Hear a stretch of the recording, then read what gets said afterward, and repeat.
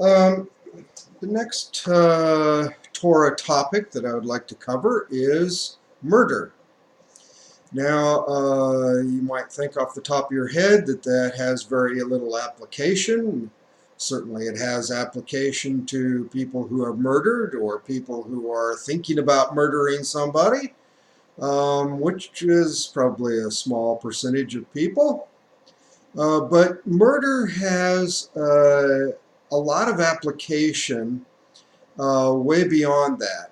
There's a lot of things that are explained in the passages about murder that give us an understanding of how to interpret a lot of other commands in the Torah.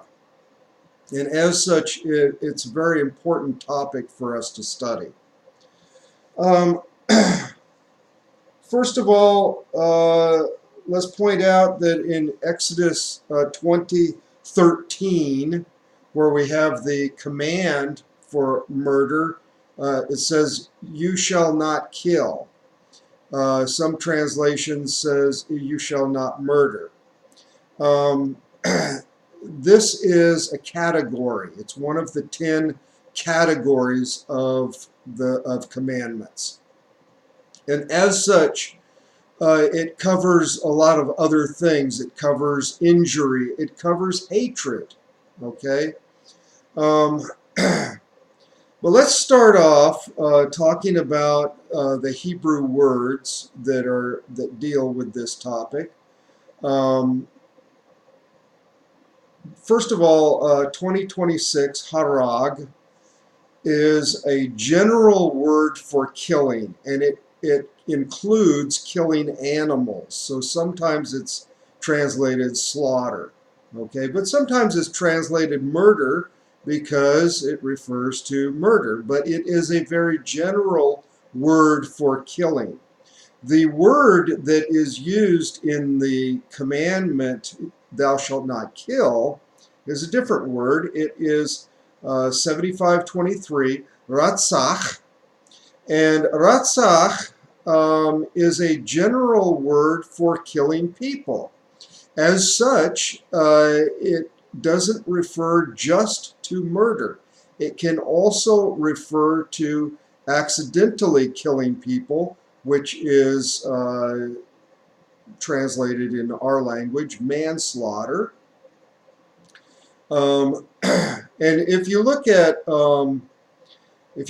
Exodus 20:13, it is being used for murder, but it's being used in a general sense of killing people.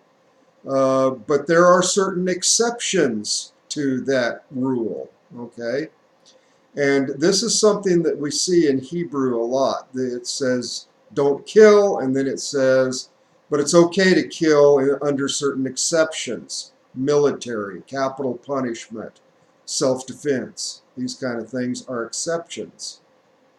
Okay, manslaughter, which is mentioned in Numbers 25 or Numbers 35,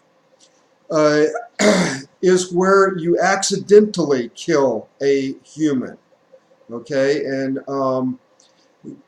so manslaughter and murder are punished in a very different way. And you have to understand what is the difference biblically in order to understand which is which. Okay, another word for killing is nacha, but it literally means to strike or to hit. When you strike or hit someone, you can kill them. And so in the context, if it's talking about hitting a person so that the person dies, then it's talking about killing. And so it's often translated as killing. It's sometimes translated as murder. But it really means to hit a person. And when you hit a person, you may kill them, or you may just injure them, or you may not injure them. It's talking about a general word for hitting. Okay, and So the translations in this area have a lot of issues, okay? There's another word, moot, which is 4191, which means to die. But you can use it in the Hefley to mean to cause to die. In other words, to kill. And it's used that way in certain places. Numbers 35:30 says, whoever kills or strikes, literally hits any person. The murderer, which is 75:23, someone who kills a person, shall be put to death by the mouth of witnesses, but one witness shall not testify against any person to cause him to die. And there you have the moot. So you've got three different words used in this passage that mean different things that are translated oddly in terms of killing. So it's anyone who hits a person, the murderer or the killer shall be put to death by the mouth of witnesses. In other words, we know that the killing is referring to murder in this particular case because they are being put to death for it. Okay, so we have to understand, what is the differences here, and the words in the Hebrew are generalized words. You have to understand the context to see whether it's murder or manslaughter or hitting a person, all of these different generalized terms. So in other words, what I'm saying is that the Hebrew is going to help us, but it's not going to specify specifically murder. There is no word in Hebrew specifically for murder. Okay? The closest we get to it is ratzach, which means to kill a human being.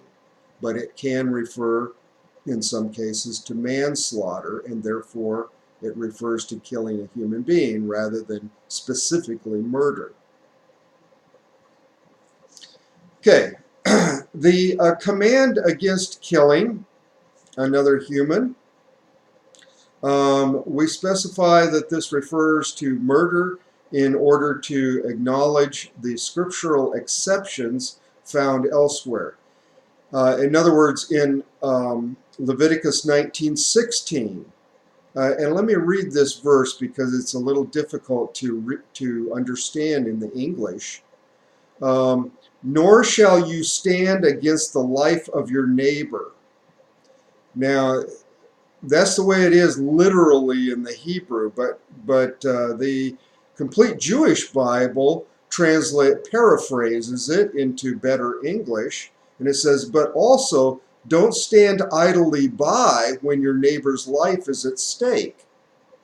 That's a very good paraphrase of it, giving you the meaning that what we're talking about is defending the life of other people. And so this is an exception. This means that in that particular case where you're defending the life of another person, you are supposed to kill in order to accomplish that if necessary. Okay? Another exception is found in Numbers 35:31, where it talks about the death penalty. Okay? Another exception is found in Deuteronomy 20, where it talks about killing people militarily in the battlefield. Okay? If you understand precedents, you understand why these exceptions are there. Because in each of these cases, a higher precedence is being dealt with. Now, murder is number 2 on our precedence level. So there's only one thing that really takes precedence over it, and that is idolatry. And so in the case of capital punishment for idolatry, you need to kill the person, right? But capital punishment is also used in the case of murder.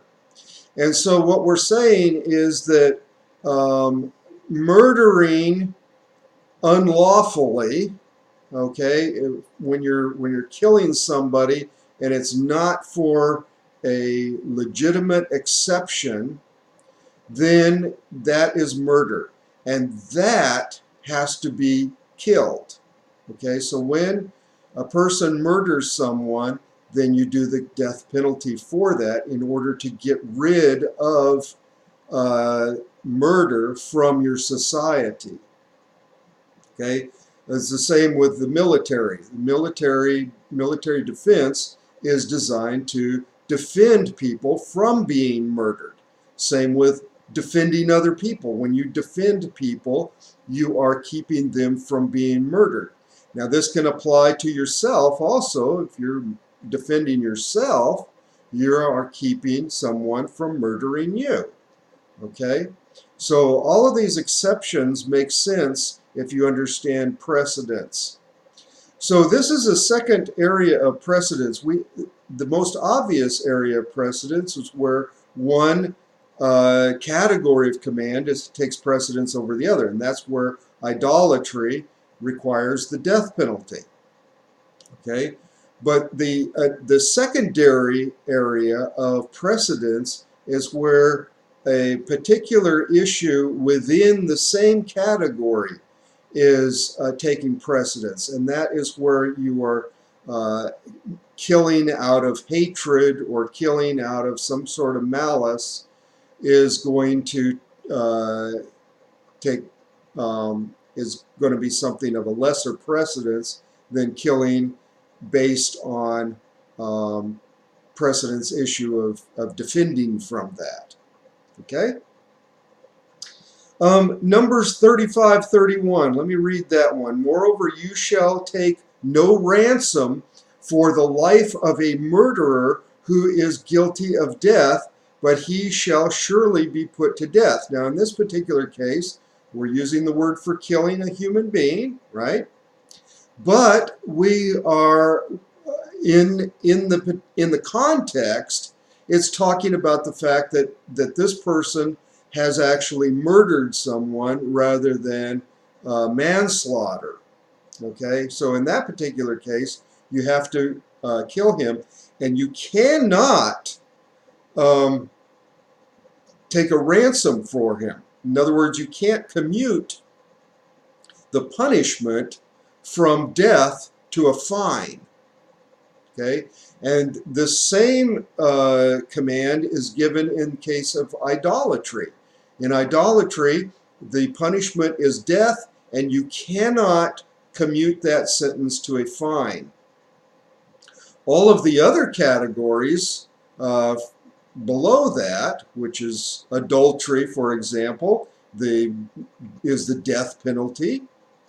But because it is of a lower category than death, it can be commuted to a fine. Same with Shabbat. Shabbat is the death penalty, right? But it can be commuted to a fine.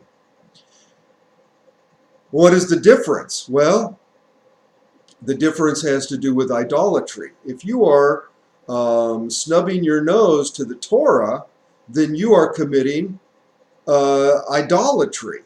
And because it is idolatry, it requires the death penalty. But if it's not a case of idolatry, if it is just a case of the flesh making you do something bad, then in that particular case, you're going to be repentant, you are following the Torah, you are humbling yourself to the Torah, and you are repenting, you are recognizing that you deserve the death penalty for it. But because of the fact that you are repenting, then we're going to change that to a fine, and we're going to use supervision and various things to get you to change your behavior. Okay? But in the case of idolatry and murder, you cannot commute the death penalty to a fine. Why is that? Well, it's because if you allow idolatry to fester in the land, pretty soon you're going to have a land full of idolatry. Same with murder. If you allow murder to survive in the land, pretty soon you're going to have a lot of violence in the land. That's what you see in our country. Our country allows idolatry. Our country allows murder. And so you have all of these wacky religions coming up and a lot of violence going on in this country because we allow it to continue. We don't kill it off, okay?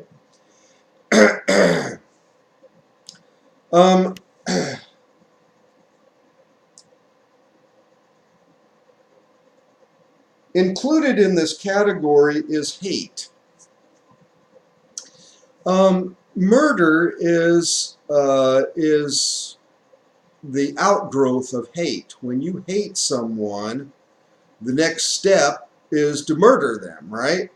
So hatred is a very, very dangerous thing to do.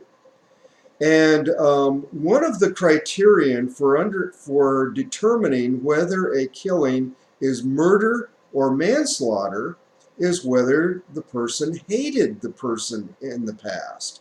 So if you hated the person and that person gets killed, then there's evidence that, and if it could have been you, okay, then that means, or for example, well, let's wait on that.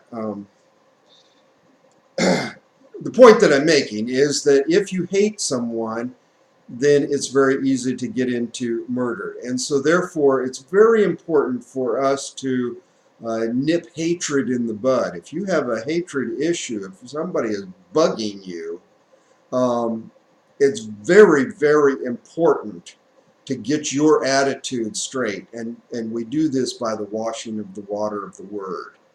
Okay? Kidnapping is another thing that falls under murder. Why is that? Because when you force someone to go somewhere, then that force could become deadly. In other words, in the process of kidnapping the person, that person could try to defend themselves and get killed in the process. Okay? It's the same with rape. Rape is considered to fall under murder because of the fact that you are kidnapping the person in order to do that. In other words, you are using force on that person. Again, if that person fights back, it's very possible for that person to get killed in the process. And therefore, any type of forcing, it falls under murder. There is a law in the Torah that says that if a slave runs away, you are not allowed to return that slave to its master. What this is saying is that you are not allowed to force someone to serve as a slave, nor are you allowed to force a slave to go back to slavery. Because when you force someone to do that, it's very possible for that person to get killed. In other words, it could cause murder to happen. Okay? The only time that killing another person or forcing another person is allowed is in defense against murder. So if someone is attacking you, you are required to fight back. Okay? The same with rape. If someone is attacking you to rape you, you are required to fight back in some way. Okay, whatever is prudent. And same with kidnapping. You're supposed to be fighting back in some way, whether that means screaming so that you can get help from someone. Okay, whatever is prudent way to fight back. And so if you kill that other person who is attacking you in those things, that is not murder, that is self-defense. And to investigate that is prudent, but to punish a person for self-defense is very bad, because that destroys the fabric of your society. Okay, let's get into Numbers 35.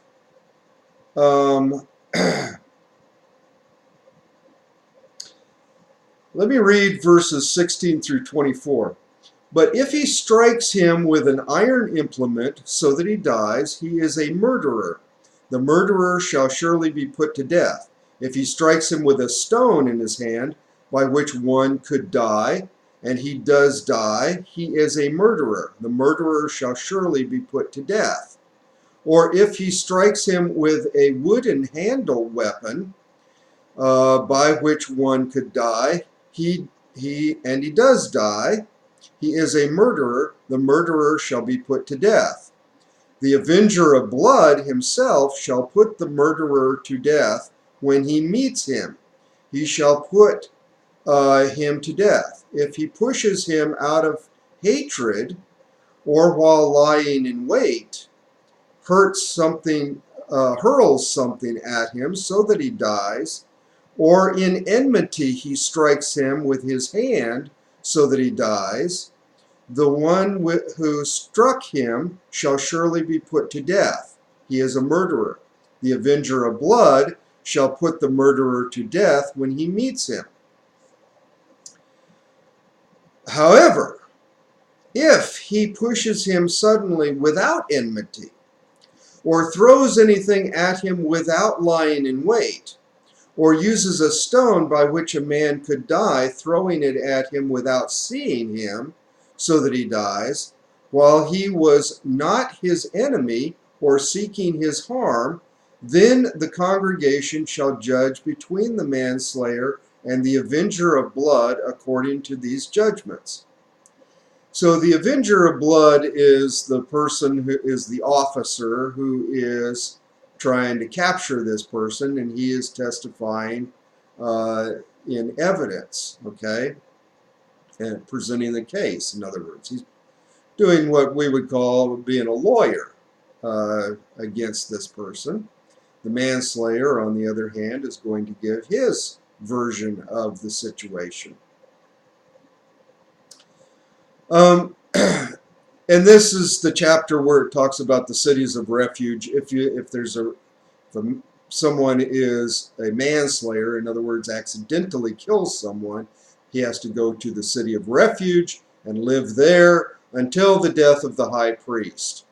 And in other words, until people cool off.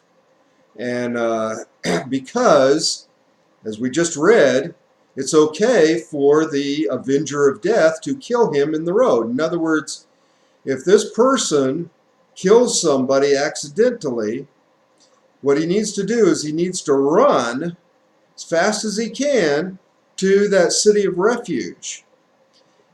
If he slows down and the avenger of death catches him and kills him, it is perfectly legal to do so. Okay? Now, if that is a different person, okay, who is not did not commit the murder, okay, didn't do the manslaughter, and the avenger of death kills him. Now we've got a murder situation where the person killed the person on purpose, but that was the wrong person, right? So a manslayer or an avenger has to be very sure of what he's doing, because he could be executed for murder if he does something seriously improper. Okay. Now this is called vengeance. It's called avenger. Avenger is different than defense. What is the difference between the two? In defense, you have an immediate situation where the person is attacking you. and you are defending against that, okay, and you kill the person. And that's perfectly acceptable, okay? That is defense.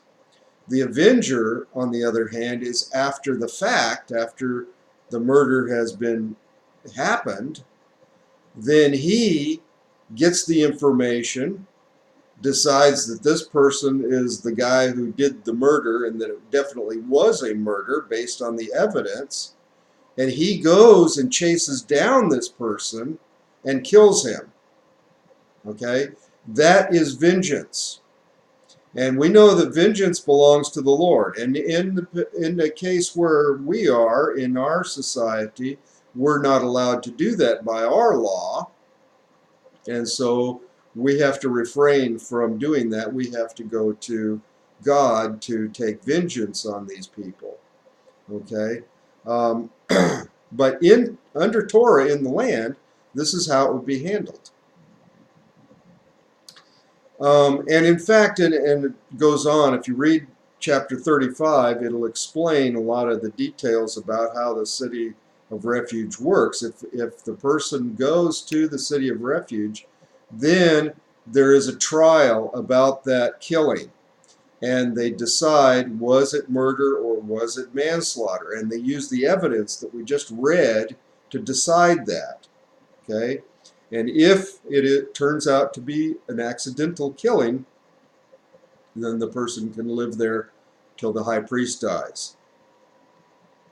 If, on the other hand, it turns out to be a murder, then that person is taken out and stoned.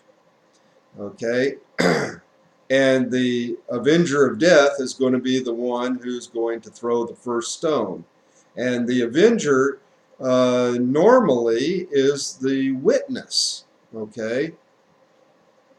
But it can be an officer that is appointed by the family. Okay, so let's look at the evidence for what it takes to be murder. And I'm going to stop here and take this up on another video because we're getting kind of long.